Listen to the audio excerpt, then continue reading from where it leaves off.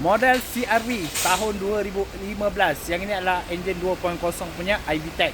Saya nak ceritakan 3 kelebihan kereta ni. Kalau korang berminat nak mencari kereta ni, boleh masuk ke profil saya untuk dapatkan nombor saya dan hello saya, okey?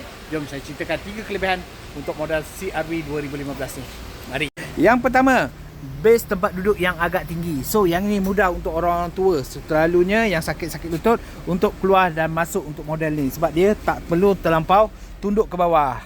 Yang kedua, design dashboard dan interior yang sangat menarik. Kalau korang tengok dia punya design untuk meter, untuk bahagian-bahagian dashboard dia semua nampak eksklusif dan nampak seperti moden.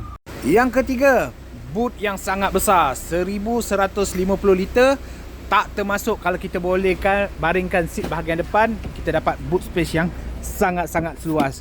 So yang ini kalau kau nak bawa barang-barang yang banyak pun sangat-sangat sesuai, guys. So kalau korang berminat nak dapatkan lebih info pasal kereta ni, masuk ke profil saya dan hello saya, okay? So nak mencari kereta terpakai boleh cari saya Syahrin di Maf Auto. Assalamualaikum, guys.